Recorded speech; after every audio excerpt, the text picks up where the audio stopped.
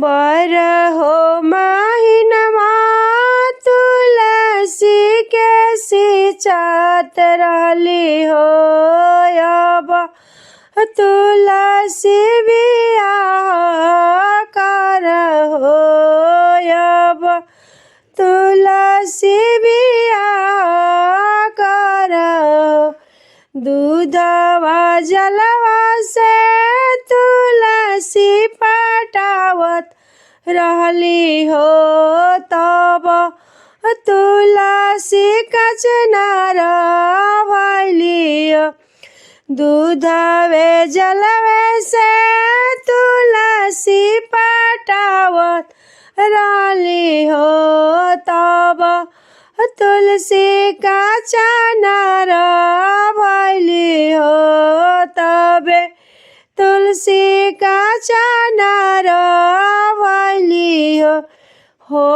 त सबेरमा तुलसी के जगावत रहली हो। घिउवा दियावा बारत रही हो। त सबेरे तुलसी के जगावत रही हो। घिउवा दियावा बारत रही हो। चलिए ता दिहली तुलसी हरि के संगवा हो। सब तुलसी अकेले भइले हो। चलिए ता दिहली तुलसी हरि के संगवा हो। हम तुलसी अकेले भइले हो। हम तुलसी अकेले भइले हो।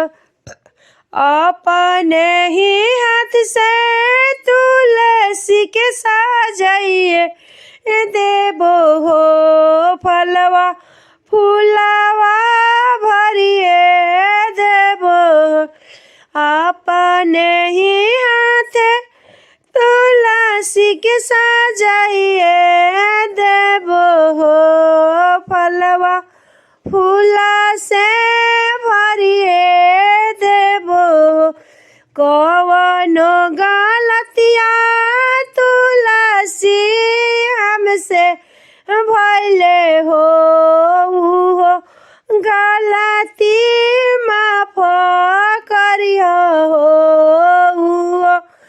गलती माफ करियो। कवनो गलतिया तुलसी हमसे भइले हो।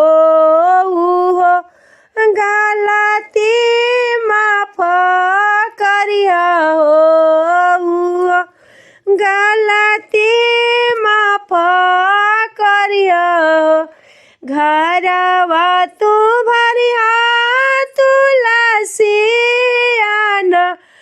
धन से हो। गोदिया भरिया बालक हमरे हो।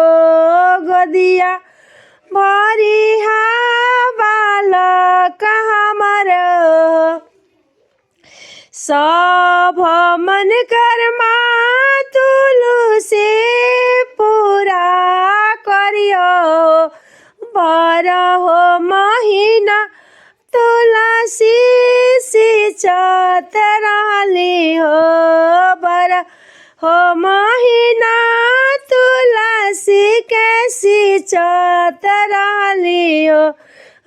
अब तुलसी बियाह करहो। अब तुलसी बियाह करहो। दूधवे जलवा से तुलसी पटावत रही हो। तबे तुलसी कचनार भइली हो। तबे तुलसी कचनार भइली हो। तबे तुलसी कचनार